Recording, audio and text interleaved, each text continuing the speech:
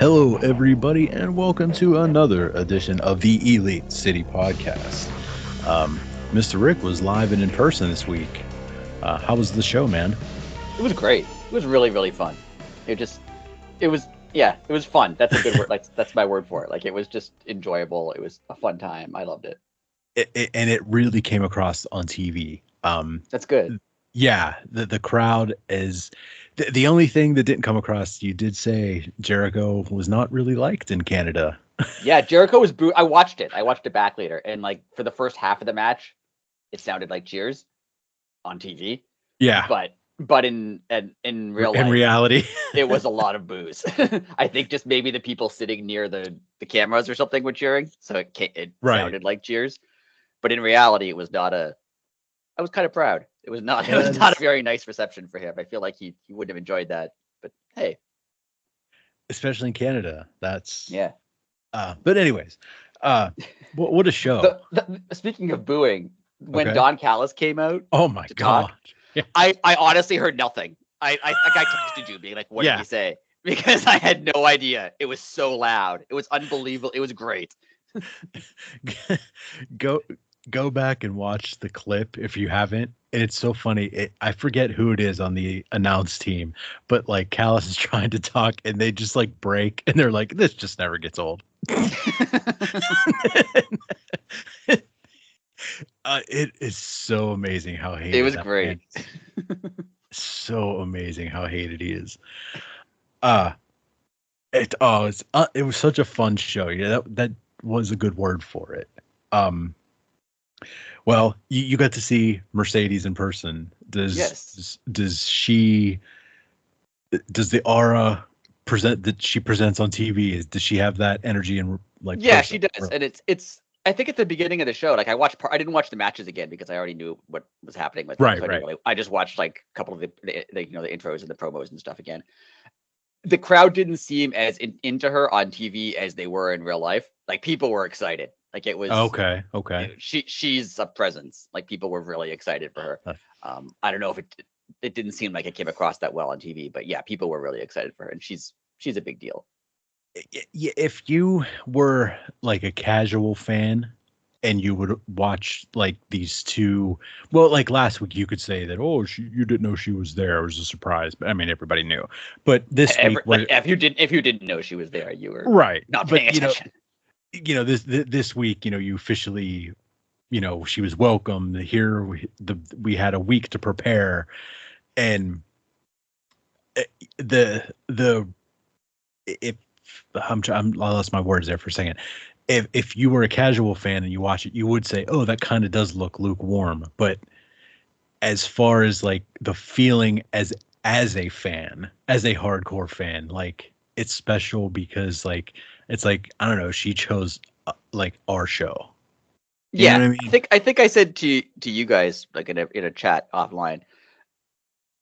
It's I'm not saying she's as famous in wrestling or even outside of wrestling as like CM Punk was when he showed up, because CM Punk when he showed up was a massive deal. Right. But it's a similar sort of feeling. Like, yeah, she easily could have went to WWE. Like a lot of people who are in AEW now, like they WWE, like Adam Copeland, great wrestler, I love him. But like he tried to negotiate with WWE and they weren't that interested, and he was like, "Well, I'm leaving. That's fine." Like, of course. But like she's a person who could have easily went there and didn't, and it just feels cool to know that, like to have that. And I mean, it's only gonna grow. I mean, her presence, her positivity, everything that she's bringing to the table, her excitement, it's infectious, and like the crowds are starting to pick up. I mean, obviously you were there, but the crowd at that Toronto show was legit. Yeah. I kind of wish they would use her a little bit more. I know like she's not the kind of, her promos are good, but they're not like Punk promos, right? They're not like top level. Like she's one of the best in the business of promos. She's a great wrestler. She's a great presence, but she, like you wouldn't put her in like top promos of all time. No offense to her, but I think that's a pretty. That's a fair set. Yeah, that's fair.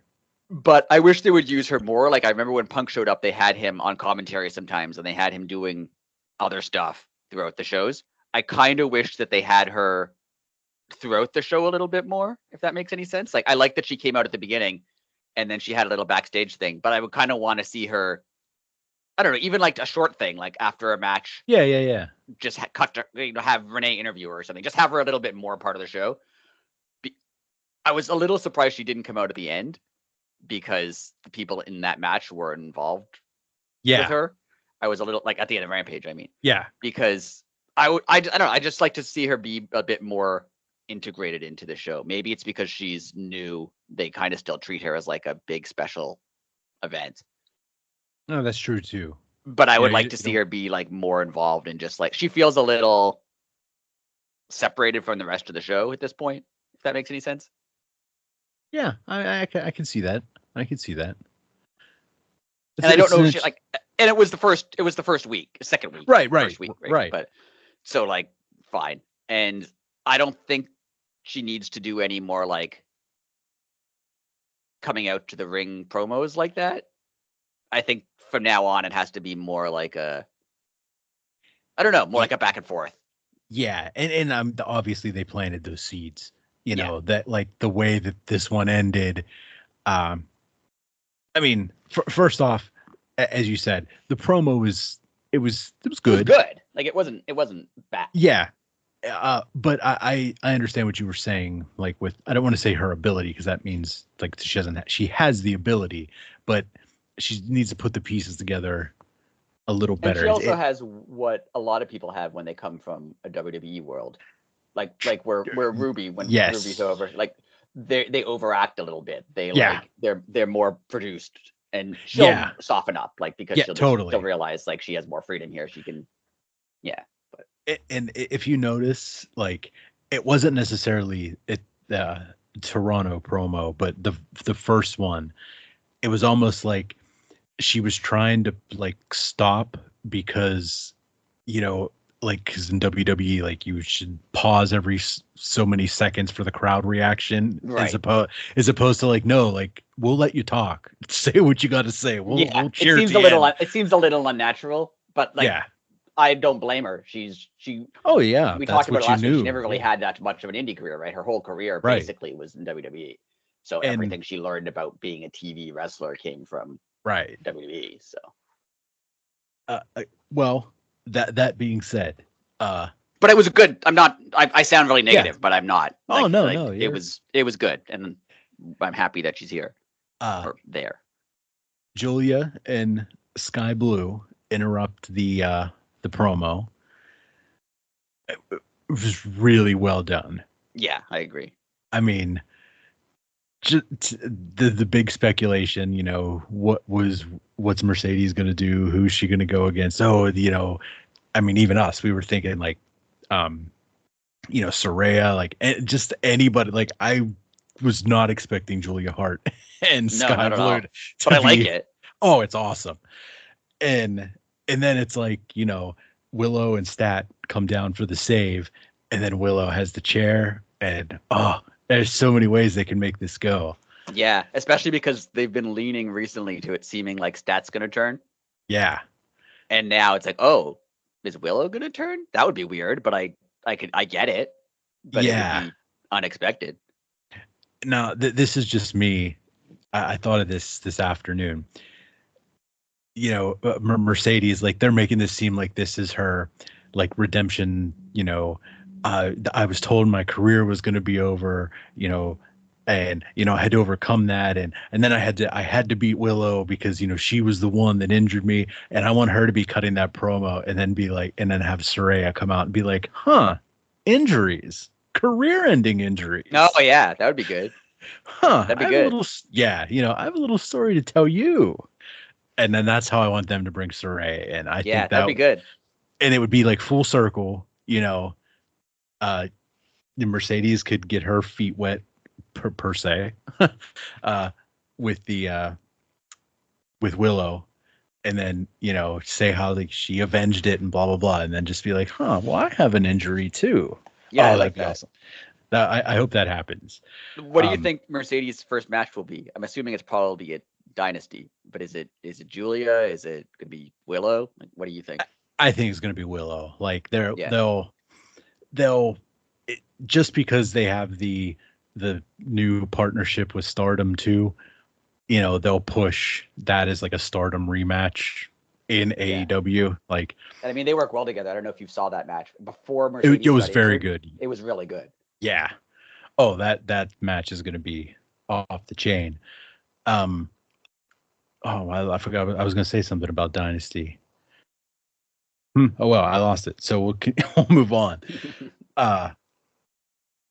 Well, what was now again? You were there live, and every AEW live event is 47 hours long. So we understand that. But how did you feel on the 3 hour? Like, what's your opinion on the 3 hour show? So yeah, every AEW Dynamite is kind of a 3-hour show for like the people who are watching Dynamite live. Like Right. because they always tape Rampage after. Sometimes it's even longer because they tape Yes. ROH. So it's not really different for the audience watching. But Correct.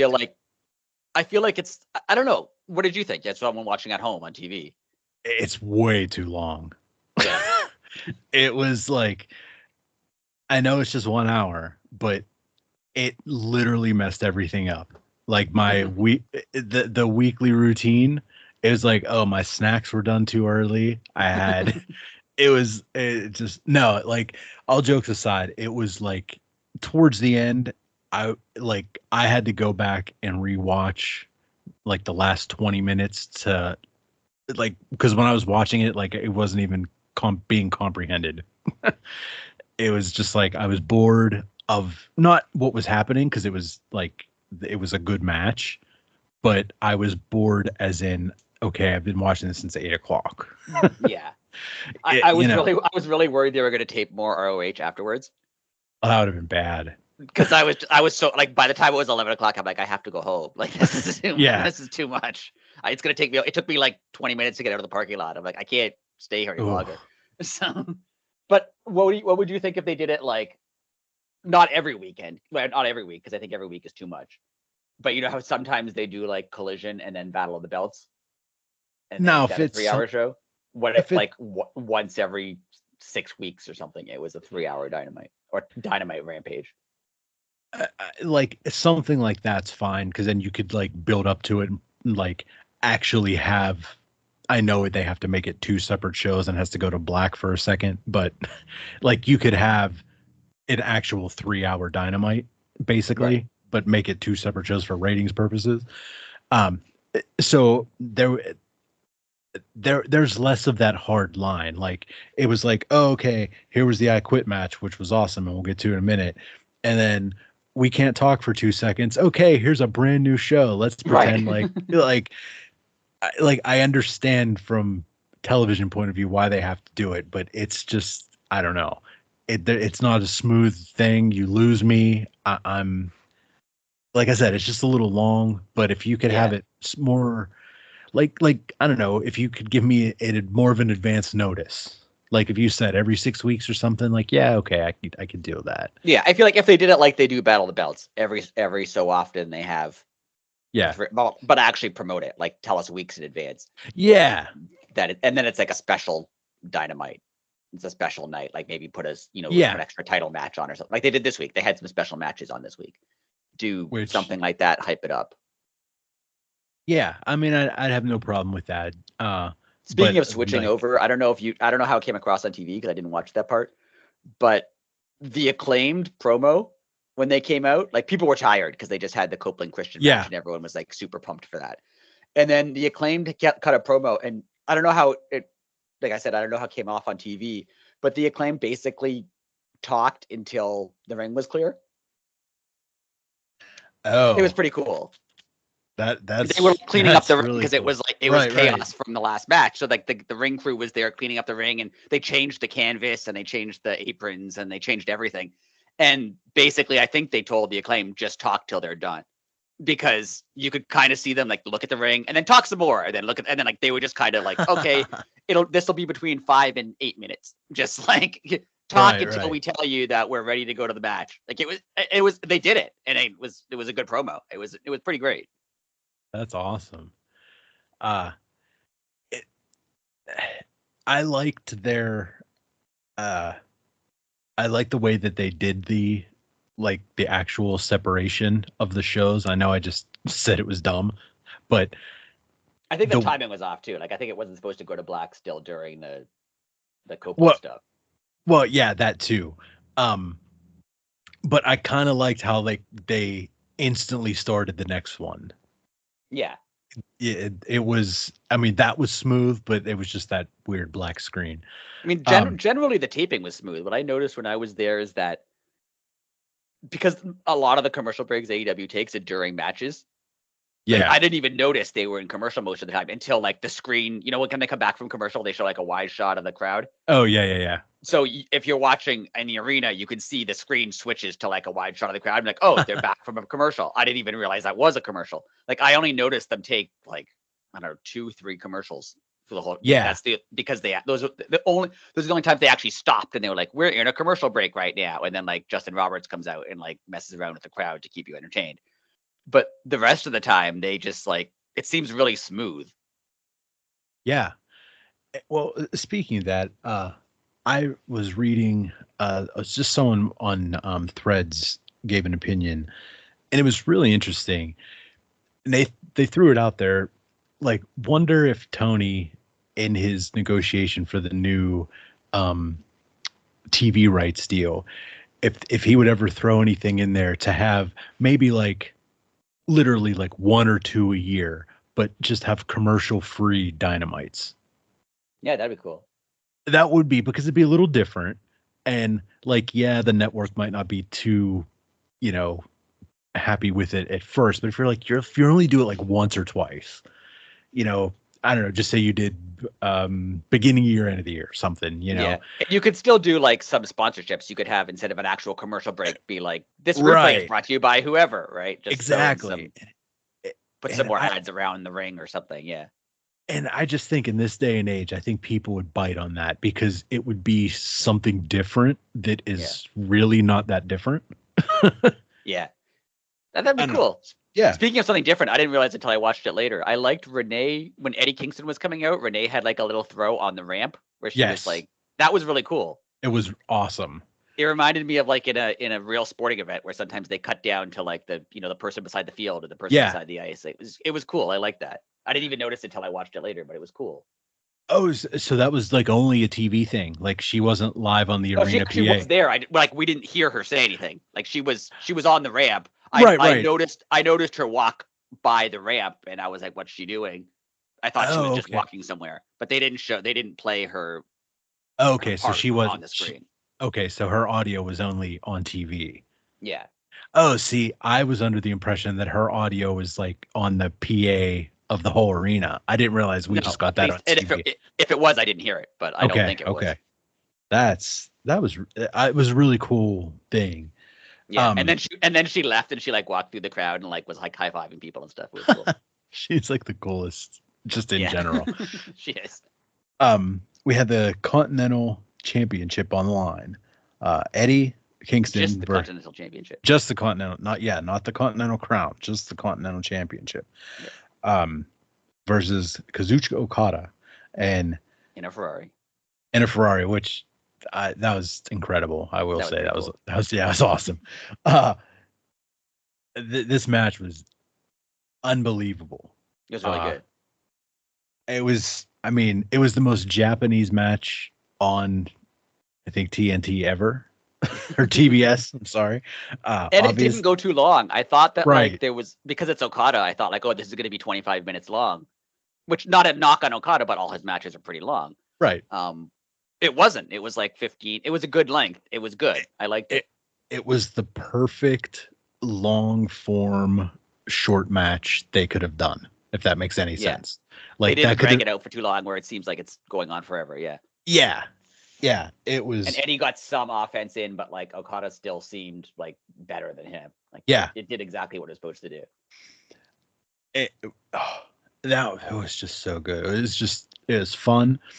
And speaking of presence, he has a presence. Okada. he seems like a big deal. That makes me happy that it's like it's understood and people feel the same way that we nerds do. Yeah.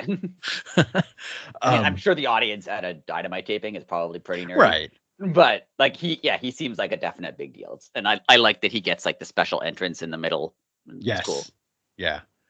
Oh, it's just what a time. Now how, like, obviously he's now the Continental Champion, which he will be presumably probably leading into the C2, because that, when did the C2 happen last year? It was over summer, right? I think Or was that the fall? It was fall. Yeah. Okay, yeah, maybe not then. Maybe not. Yeah, that's yeah. long. Okay, never mind. But he's facing Pac next, as far as we can tell. Oh yeah, that'll be cool. Oh, that'll be so good. There went my whole theory went out the window. Never mind. I mean, they might give him a super long title reign just to like establish him and establish the belt. Oh, they could. Anyways, what were your thoughts on this match? It was a great match. Like I said, it wasn't too long. I was concerned that it was going to be too long because it seems like an unfair opinion, but like I've noticed a lot of New Japan matches go very long, and I think I've said before, I don't think every match needs to be 20 minutes long. Like some of them do. Some of them need to be 30 minutes long, but not everyone. Yes. So it was the right length that it didn't feel long at all to me. It gave Eddie some offense. Like it didn't make him look like a joke, but Okada clearly looked better than him, which was the goal. It was great. I loved it.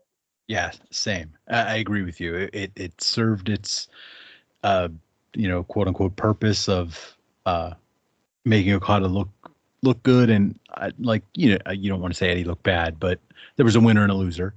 Yeah, but he didn't look especially bad. Like it's not like he looks terrible. Like he looks like a bum or anything compared to him, right? Like he still looks good, especially if you're hyping up Okada as like, oh, he's one of the best wrestlers ever.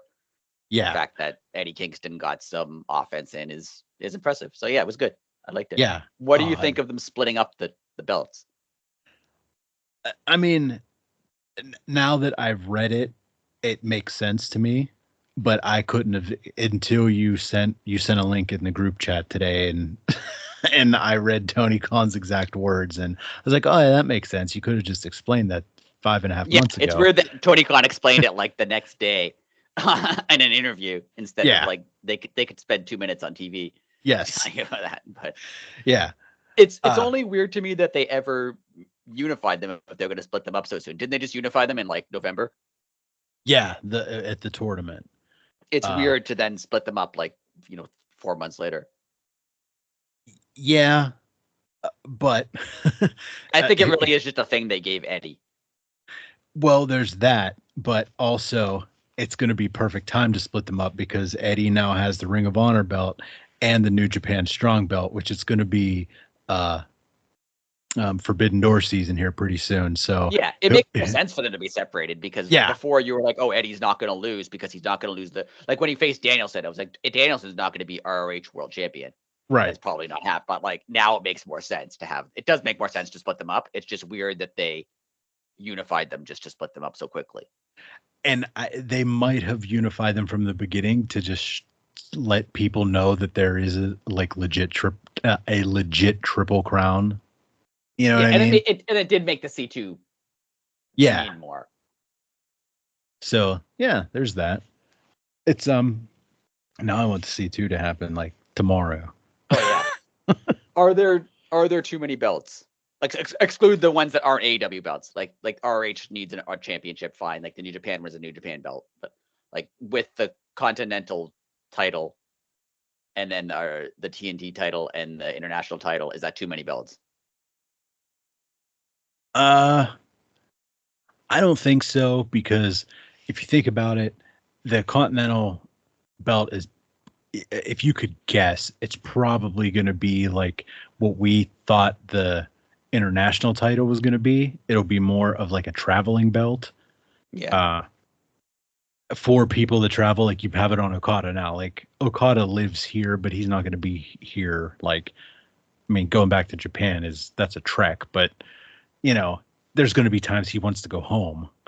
Right. You know. But I can't see him defending it in New Japan, at least not now. Oh no, not now. Because they made a whole thing about him leaving. They're not going to have Yeah. him come back. Yeah. And then like, with Pac in England, like I just think Okada's gonna go not other places per se, but like maybe other countries, we'll say. Yeah. I don't know. That's just my opinion. What was I gonna ask? Oh, what do you think they do with the strong title? Do you think do you think Eddie goes to Japan, or do you think they bring people over here to Yeah, well, is New Japan strong? Is that like their American version of It's New the Japan? American, yeah, but like I think all New I know they Japan have a show belts. coming up too, don't they, in Chicago soon? Yes. Like next month or something. I feel like Oh, he'll be that's at that. true. Like Eddie will be there for that. 100%. Yeah, that is that you're right. That is the American brand. I mean, I'm assuming it probably goes to Japan sometimes, but it's more of their American. Yeah. In there. So yeah, I could see him facing like New Japan wrestlers for that belt at like New Japan Strong shows or even at AEW shows. Yeah, because like I said, we're getting close to Forbidden Door season already. I was just thinking when you said that, like this Forbidden Door, Okada and Will Ospreay and Jay White are in AEW. Oh, I thought they're going to be in a Royal Rumble. Sorry. and Jack Perry is in New Japan. Like it's weird. Oh yeah. Like a bunch of guys kind of switched. So like they could true. have a Okada versus someone from Japan match, and like Okada's now the AEW representative. It'd be kind of cool. I hope they bring that into it. That would be awesome. Like this like team Okada AEW, Tanahashi. Yeah, be like, oh, you left us. Like I hope it'll be kind of like, yeah, that'll be cool. Oh my god. What? You know how good all those matches are going to be that I know. Don't even exist yet. I know. Wow. Okay. Okay. Before we go any further, Will Ospreay is a freaking megastar. Oh yeah, he's incredible. That promo. He's super over, and yeah, that promo. I always knew he was a great wrestler. Obviously, I knew he was a charismatic guy. Right. I never pictured him as like a promo guy. Really, but that was great. Like he's such a good, like, realistic, likable face, which I didn't think he would be. Like he just seems like such a like cool guy that you want to like hang out with and talk to. Like he's doing such a great job of it. Yeah, and you brought this up back during the Orange Cassidy Will Ospreay match year or two back. Like how he knows his character, like Orange knows his character. Yeah. The way he started that promo, and he's like, "Hold on a second. Last time I was here."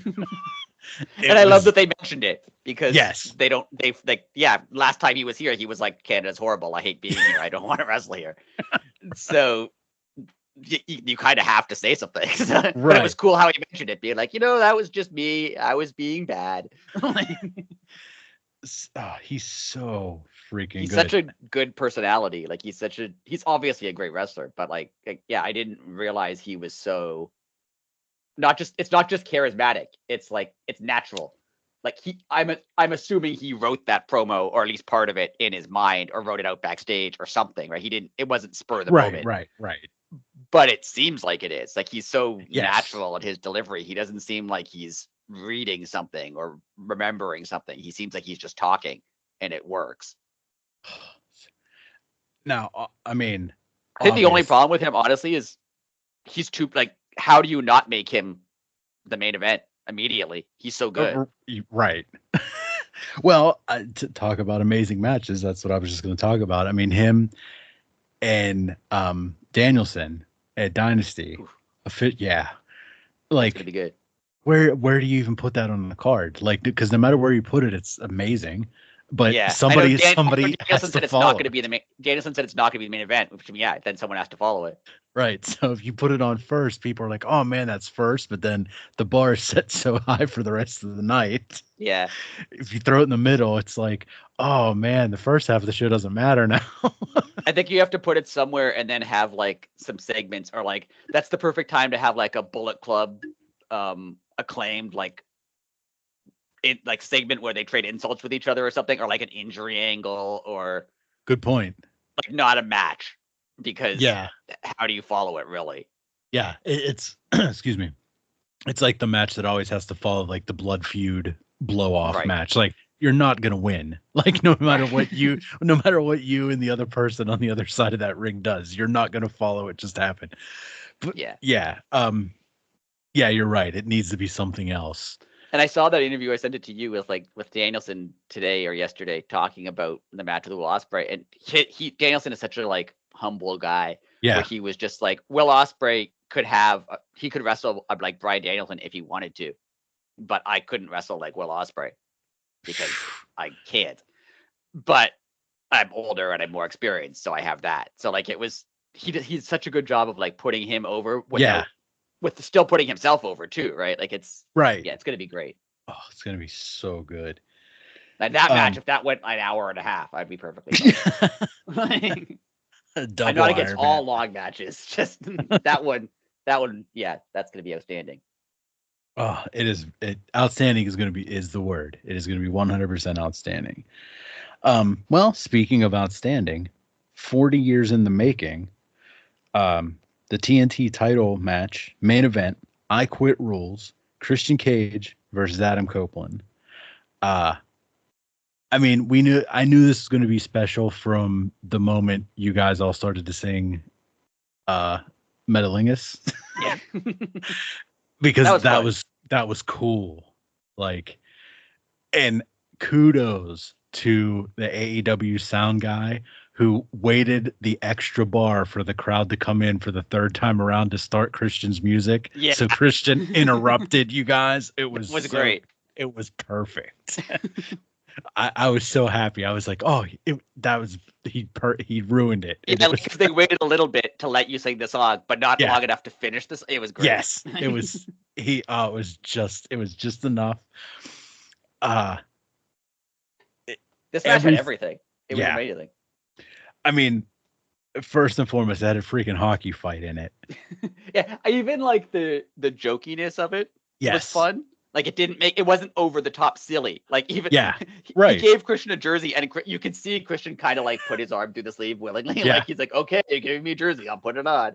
But like it wasn't like stupid silly. It was just fun silly. It was good. How stoked was the dude in the crowd that took off his Leafs jersey and gave it to Adam Copeland? I was wondering if that was a plant or just, I don't know. I couldn't tell. I think it must have been a plant. Well, I was gonna say, I don't know. like, I understand you're in Canada and Canadians wear hockey jerseys to anything.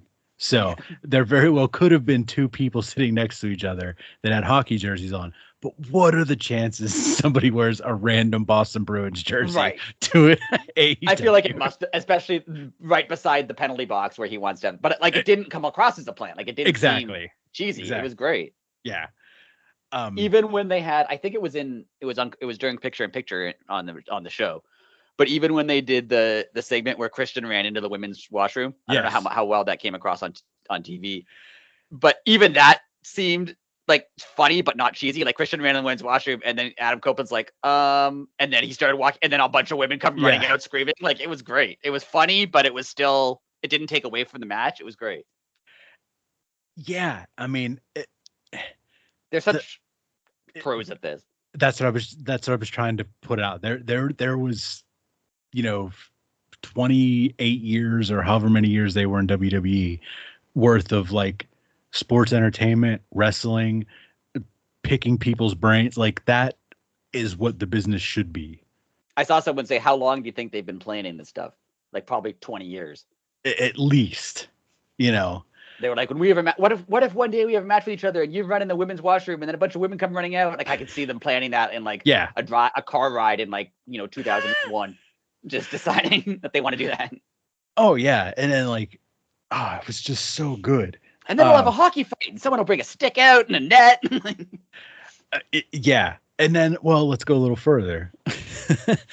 when the tables and the ladders started to come out, the inverted ladder. Ooh, I've never seen that before.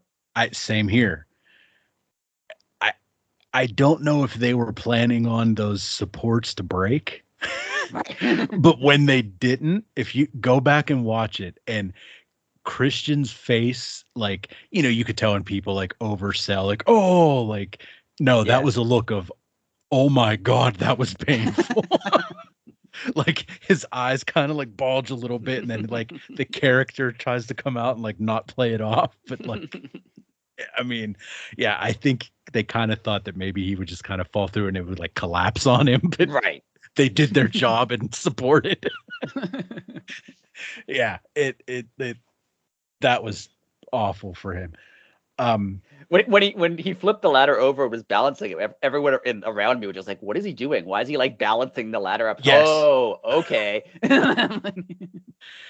Like, why there have been ladder matches for 50 plus years and nobody's ever done that? Like, seriously, how's that never happened? Again, that seems like a thing that they had a ladder match, and then after driving to the next town, they were like, you know what we should have done? Flip the ladder over, and then, okay, write that one down. We're going to do that one day. And then it took them 20 years. Yeah.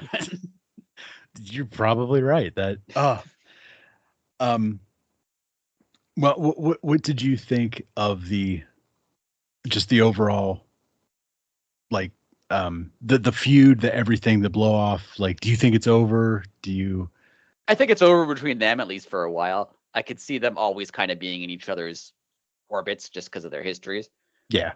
I think Christian will go away for a while because he's going to take a break, I feel like. And then my dream is one day, 2 months from now, Adam Copeland is fighting somebody in, like, I don't know, say Bullet Club for sake of argument. And he's getting beat down like 4-on-1. And then Christian comes out to save him. That would be cool. Well, that's going to happen. Yeah. 1,000% that's going to happen. Yeah. It'll be like an unnecessary beatdown where they're like, he's like bloody and like it'll be too far, and everyone will be like, someone has to help him. How come there's no one here? Yeah, that'll be cool. I like the ending too with everybody coming out. I didn't think it was like, sometimes you don't like matches where there's like, oh, why is there 10 guys interfering? But I think it worked. Everyone coming out at the end. I thought it kind of it fit. Yeah, it did. It was a true blow off. Like,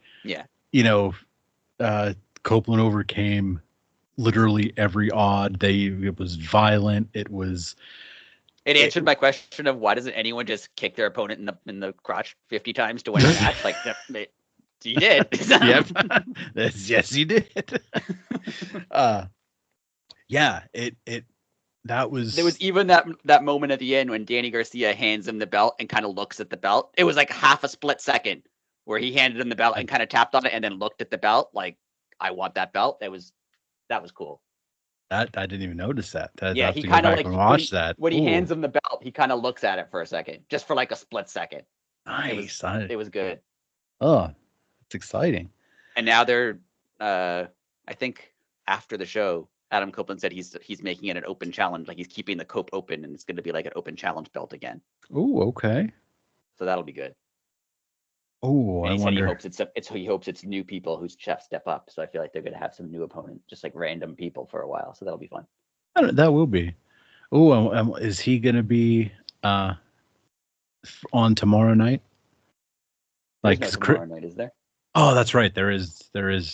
Yeah. There's no collision. No collision. Not until the following next week. Yeah. Excuse me. Okay. Yeah, it was great. Everything about it was great. I loved it.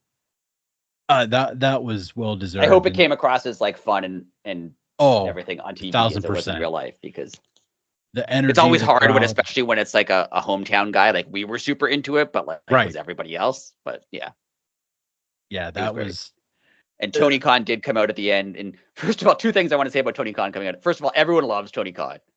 Yeah, he's amazing. But he comes out, and first of all, he just seems like he's like a super happy wrestling nerd, which is great. Yes. And he just like yelling and having a good time. And he's like the complete opposite of what you've what we've been told a wrestling promoter is, because he doesn't come out and like act like a big shot. He comes out and is like, "Thanks guys, this is so much fun." He's just like excited and like it's great. I just want to say I love how like he's so likable that no one gets mad at him for it, but he's like so out of touch because he comes out and says like, you know, I love Toronto. It's a great city. My dad owns the Four Seasons here. I love yeah. Like yes. As if you said, oh, I love Toronto. I went to a really great restaurant there once. It was wonderful. Right. My dad owns a luxury hotel. It's fine. My dad owns the biggest skyrise building in Toronto. and he did tease a pay-per-view because he came out and he said, we're going to be back for a Dynamite or a Rampage or a Collision or, and then he paused for a bit. It's like maybe a pay-per-view. So hopefully they're coming back for something big. That would be awesome. And I think like the crowd kind of justifies a pay-per-view at this point. And before we move on to Rampage, let's not forget that there was a legit sellout. Yes. So, and they probably could have got more. They Dynamite had more the last time it was here. Okay. I think they had I read somewhere online they pushed the stage back previously, or the stage was smaller or something. Okay. So I think if they wanted to, they probably could have got more. But yeah, legit sellout, good crowd. Everyone was, and like, yeah, even like you see those photos online of like, oh, but there's no one in the hard cam area. There was even people there. Like it was. Oh, nice. Okay. There was like right around where the cameras were. There was no people, but like in that section there were people. So yeah, it was good. Very cool. It's a big month for AEW. They had the Sting match had a full crowd. The Mercedes match had a pretty full crowd. This is another sellout. Like it's been good. Yeah. This year is insane. It's a shame they're going under. Yeah. Oh yeah, failing there. Yeah. Yeah. Well, I'm excited. I hope there's a pay-per-view here soon. I hope they come back to Pittsburgh soon too. It's been. That's always a good crowd too, except it's backwards. It is backwards. Whenever they have, why is that? Whenever, not to go on a tangent, whenever they have shows in that arena in Pittsburgh, the ramps on the other side. Well, first off, it's built on a hillside, so I imagine it's probably the only way they can get the trucks in. Right. Seriously, it's built in the worst place. It's literally on a hillside, and the roads around it are all like old from like original Pittsburgh. Like they're narrow and it's awful. It should be at the PPG where the Penguins play, where there's like ample parking. I'm gonna stop because I'll be here for the next 45 minutes. Anyways, but yeah, that's why it's backwards, because just the arena's like that. Yeah, it's literally, I'll send you a picture of the hill that it's on. It's literally on a hillside. I feel like once Britt comes back, they'll probably end up going to Pittsburgh again. Yeah. And I feel like they're waiting for her. Like they waited to have the Copeland Christian match in Toronto. I feel like they're going to wait for her to do. Oh, that's true. That's true. They waited for Boston to do Mercedes. Like they seem to be waiting for hometowns now, which is not a bad idea. It's really cool. It's another check in the different box. It offers something different. Yeah. Whereas WWE likes to embarrass you in front of your friends and family.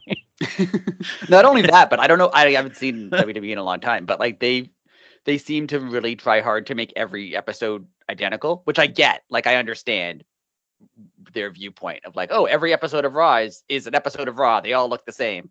I like that AEW has, like in Toronto, it's a different show than you would get in Pittsburgh. Right. And it's a different show that you would get in Boston. Like I like that. Yeah, I'm right there with you. It's just good to be different. Yeah. To cap off the night of the Toronto show, we had Willow and Stat versus Julia and Sky in a street fight. Was it officially a Toronto street fight, or no? It wasn't. It was just a regular street fight. I was hoping they called it a Toronto street fight. Yeah, for no reason. Not me.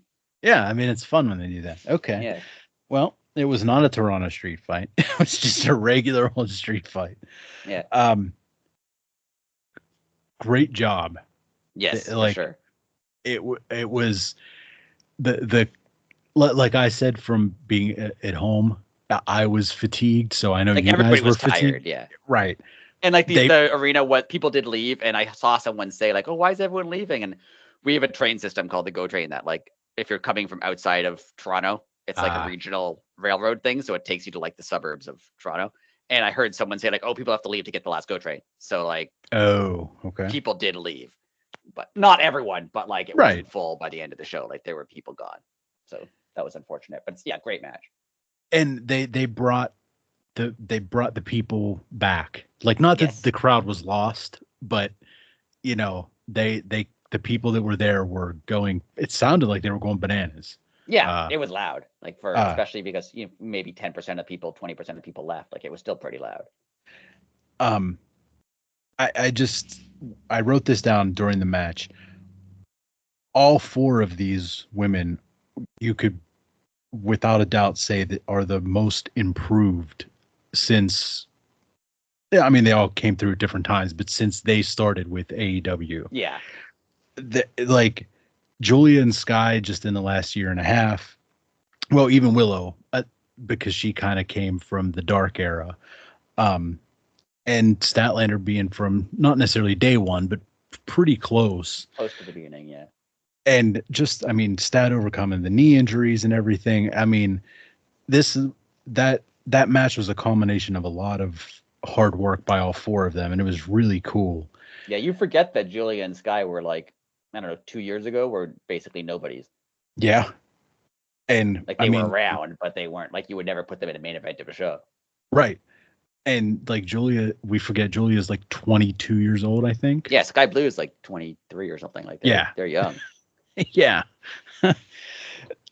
It's too bad that the only possible negative, it's too bad that her blade job didn't work out better. Yes.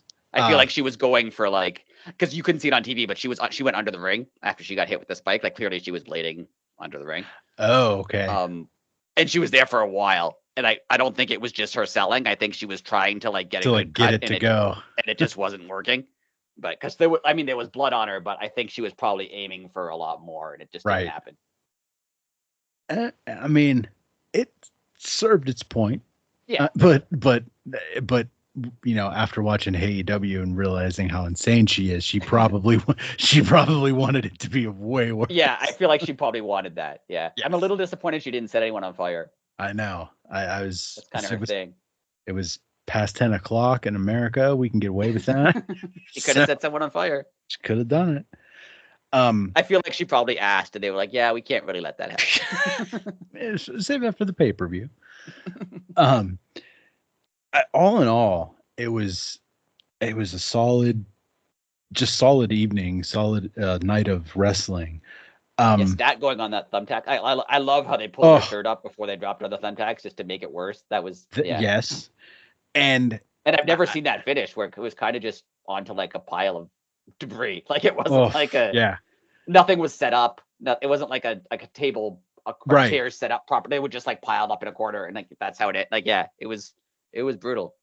When Stat got the power bomb or whatever it was on the thumbtacks, did you see the camera angle from TV when she rolls over? Yeah, they showed it on the screen. Oh, okay. I didn't know. That was like normally, like, she unfortunately hit the thumbtack lottery, because normally when people do that, there's like 10. Yeah. She somehow way more than like you usually 50. get. Yeah. And I loved how they led up to it though. Like Sky Blue comes out and is like, "Well, I'm using thumbtacks," and Stat was like, "Well, so am I." Like it was great. Oh, it was so much fun. But where do they go from here? Well, that's what I was literally just going to say. What do you do next? I mean, I think Willow probably gets a title shot. She never got her title shot, right, against Julia.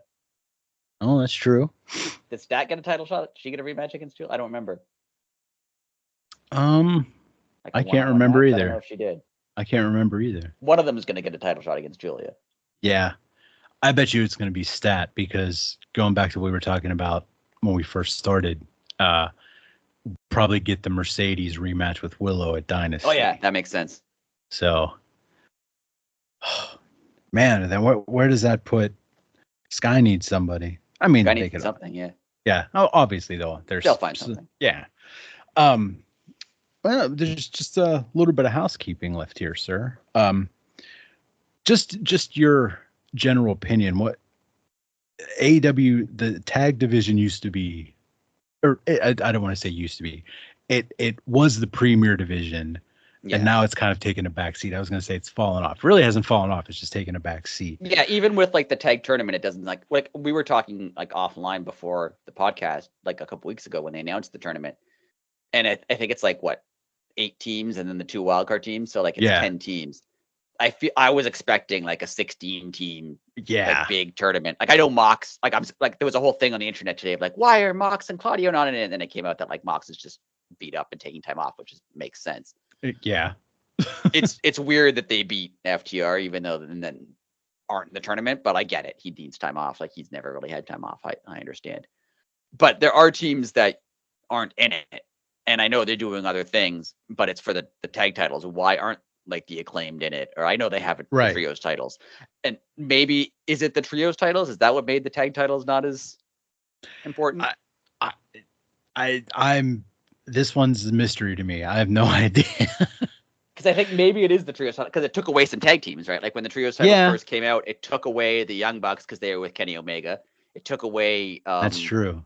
The Lucha Bros because they were with Pac as the trios champions. It took away the Acclaimed now to be with Billy Gunn. It took away the Guns. True. I feel like that kind of hurt the tag division because you take 5 or 6 teams away and make them trios teams, then there's 5 or 6 fewer tag teams. Yeah.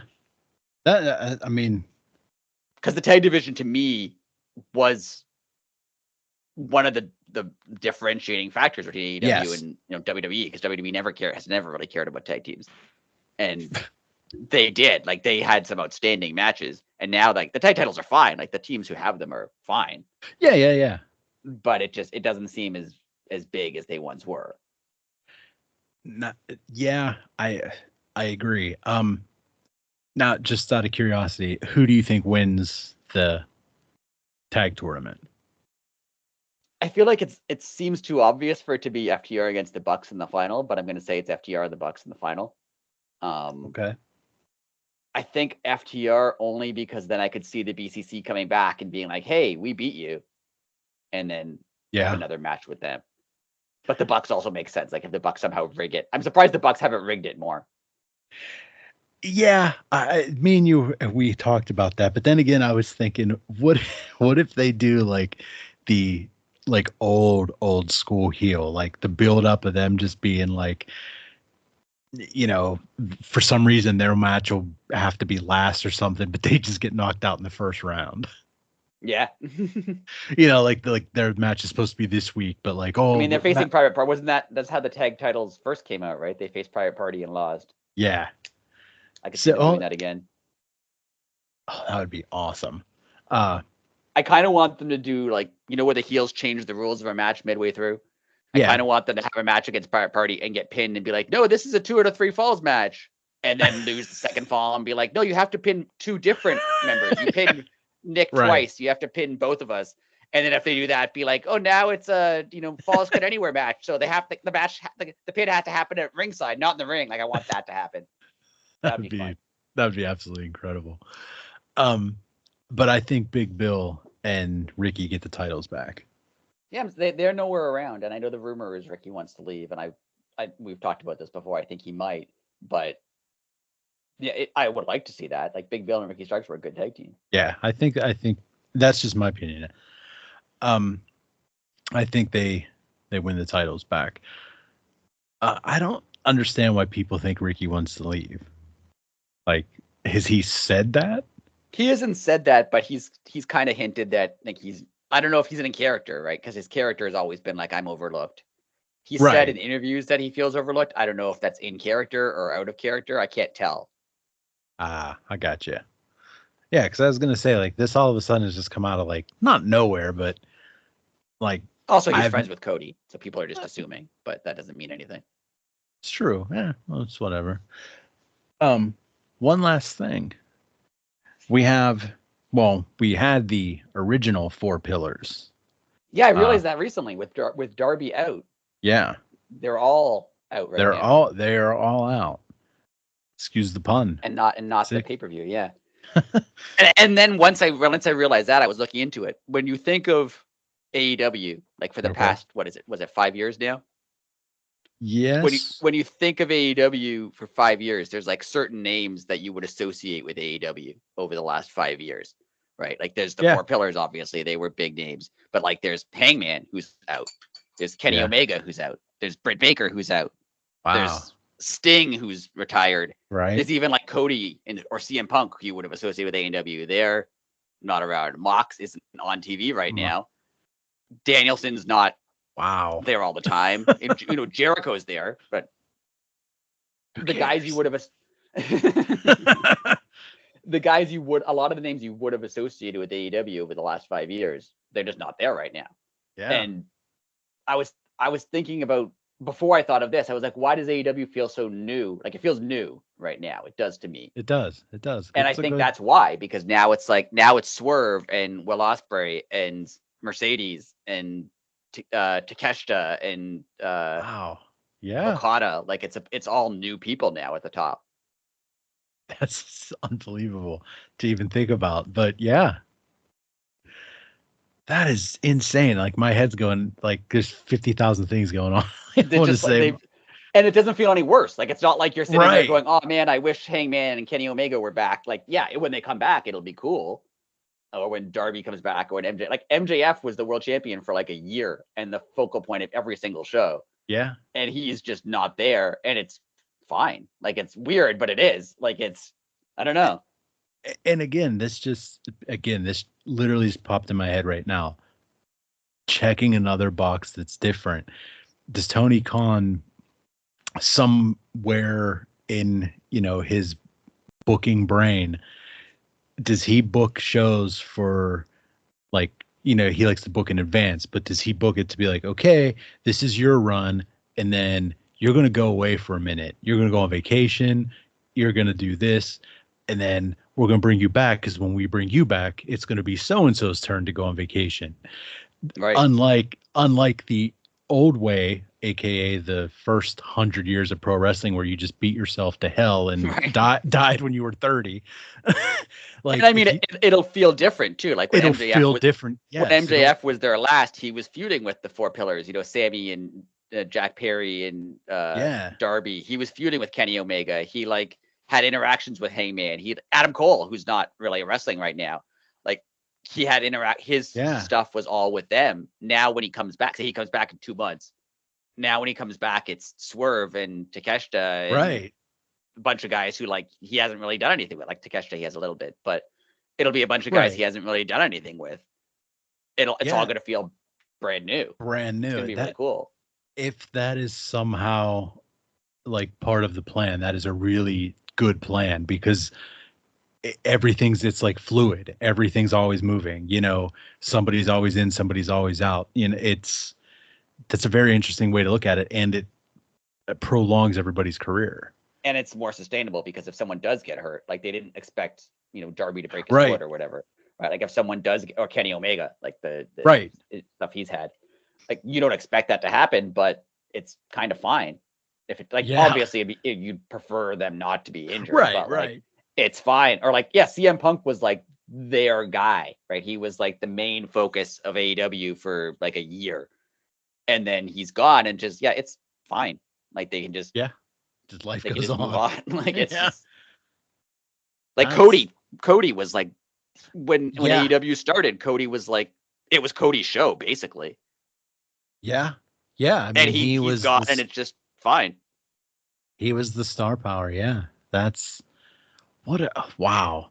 Just to think, everything you just mentioned, it seems like it happened 700 years ago. I know. I was thinking of the Cody days, we were talking in the chat earlier of Cody's stuff with Anthony Ogogo. That feels like 500 years ago. Poor Anthony Ogogo. And it was 3 years ago. Yeah. Ogogo still hasn't recovered yet. I know. That's I don't know if he ever will. That's too bad. I don't. But even CM Punk coming to AEW was a huge deal. It was 2.5 years ago, almost 3 years ago. Yeah. It seems like it was like a different company. Like if you told me it was a different company 20 years ago, I'd be like, yeah, that makes sense. Yeah. But it's not. Like it was the same company. Like CM Punk was in AEW in August. Yeah. And like it's weird. Well, it's weird, like these people that are just coming back, like Serena Deeb, like in Punk's and like entire AEW run, she was only uninjured for like 4 months. Yeah, like the company Kyle O'Reilly left is a Yeah, completely different company than the company Kyle O'Reilly walked back into. right, right. And that was just one. It was 18 months for him. In Yeah. 18 months, that much changed.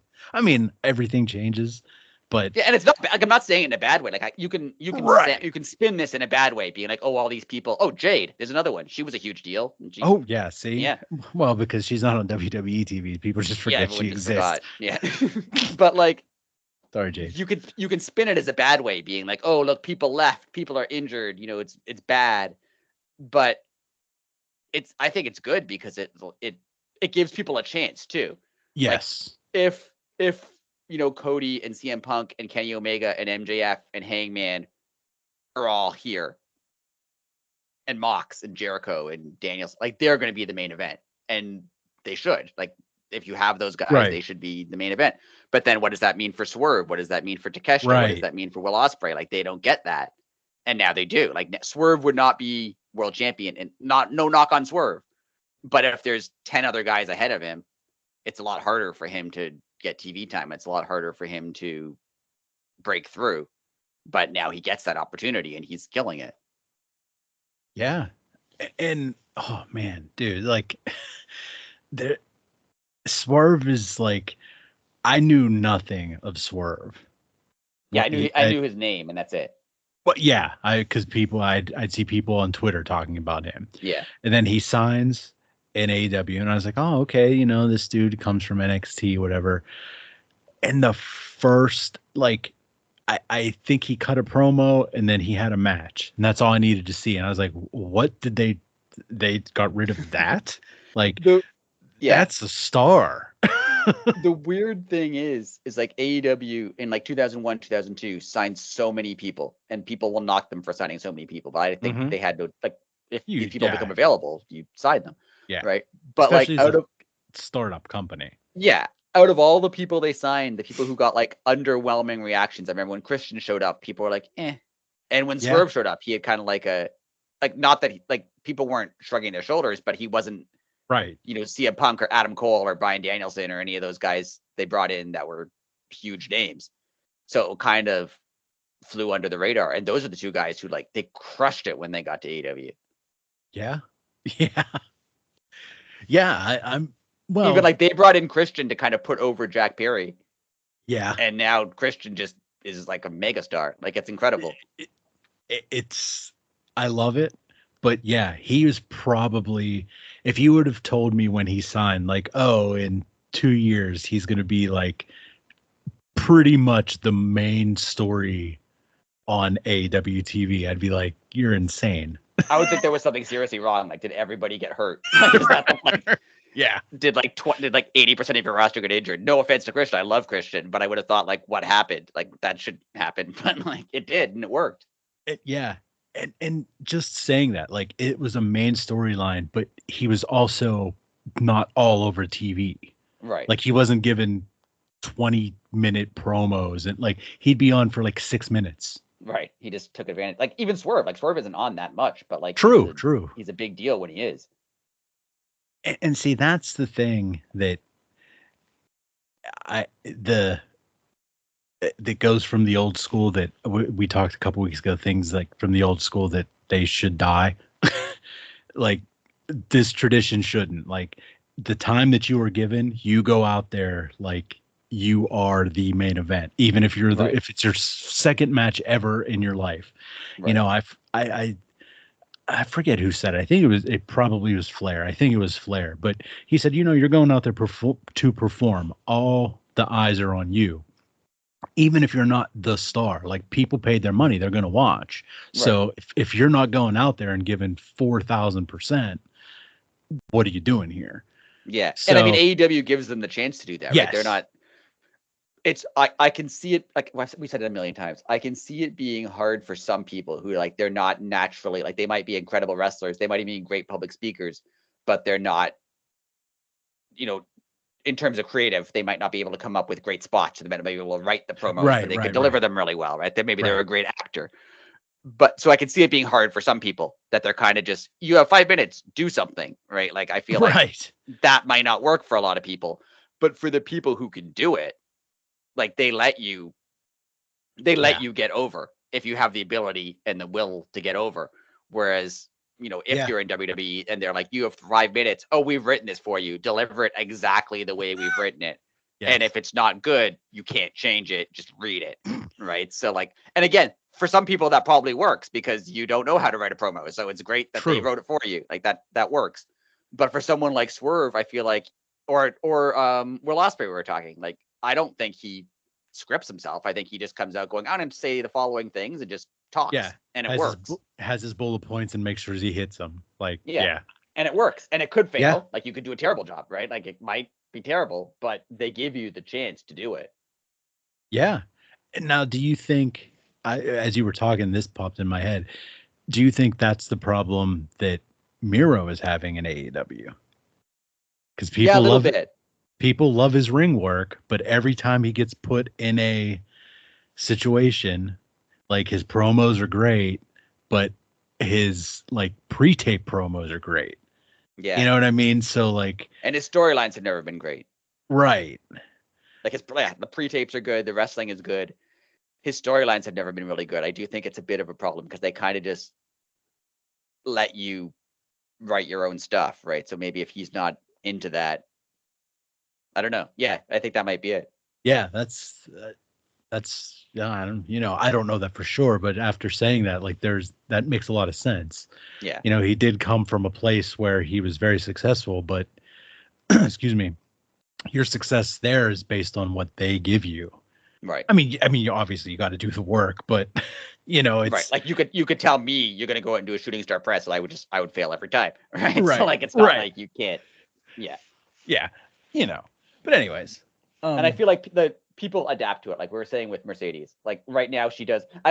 She threw in a lot of catchphrases in that promo, and I liked a lot of them. Like they worked. yes, But just her delivery is still a little like, I will say this, and yeah, now I will say this, and now I will say that. And like I'm not blaming her because that's how she yes, learned, right? Like that's what she was taught, and it worked, and she was very successful.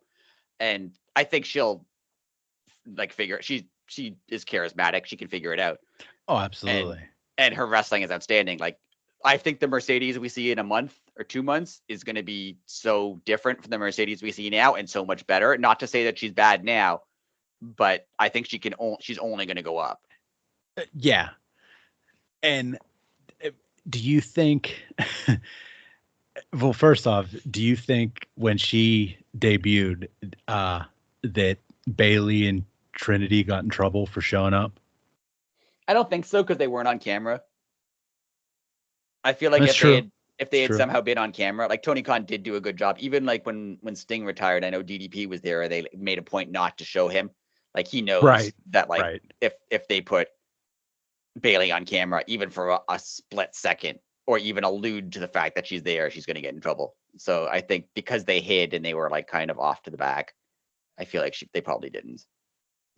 That just like upsets me. Like It's weird.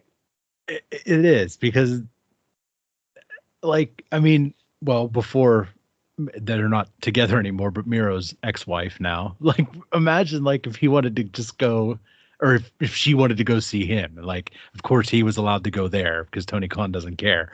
But Right. like if she wanted to go see him wrestle, they'd be like, "Well, no, sorry." Like Yeah. you're not allowed to Well, go to that public well, there was that event. whole thing of when Adam Cole was in NXT, Britt was in the crowd, and they showed her for a second. Yeah.